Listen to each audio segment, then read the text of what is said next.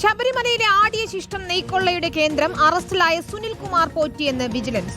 നെയ്യ് വിറ്റതിലൂടെ സുനിൽകുമാറും സംഘവും കഴിഞ്ഞ മണ്ഡലമാസ കാലയളവിൽ 36 ലക്ഷം രൂപ തട്ടിയെടുത്തതായും കണ്ടെത്തി. കേസിൽ കൂടുതൽ അറസ്റ്റിനൊരുങ്ങുകയാണ് വിജിലൻസ്.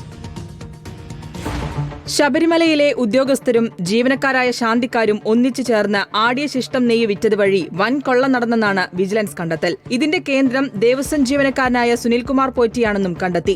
ദേവസ്വം ബോർഡിന്റെ പുനലൂർ ഗ്രൂപ്പിലെ ചാലിയക്കര ഭദ്രകാളി ക്ഷേത്രത്തിൽ കീഴ്ശാന്തിയായിരുന്നു പോറ്റി.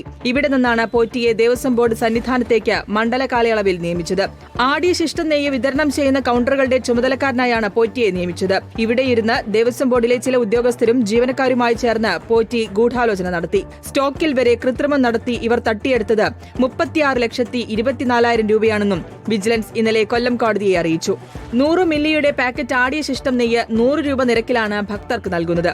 ഇത് പാക്ക് ചെയ്യുന്ന പ്ലാന്റിൽ stock register, issue register, ledger, മാസർ എന്നിവ കൃത്യമായി സൂക്ഷിക്കുന്നില്ലെന്ന് വിജിലൻസ് കണ്ടെത്തി.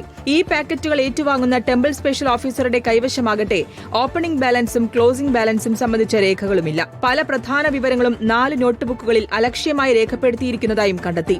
ഇന്നലെയാണ് 13ാം പ്രതിയായ സുനിൽകുമാർ പോറ്റിയെ വിജിലൻസിന്റെ പത്തനംതിട്ട യൂണിറ്റ് അറസ്റ്റ് ചെയ്തത്. പോറ്റിയിൽ നിന്ന് ലഭിച്ച വിവരങ്ങളുടെ അടിസ്ഥാനത്തിൽ കേസിലെ മറ്റു പ്രതികളുടെ അറസ്റ്റിലേക്ക് കൂടി നീങ്ങാനാണ് വിജിലൻസിന്റെ നീക്കം. റിപ്പോർട്ടർ, തിരുവനന്തപുരം.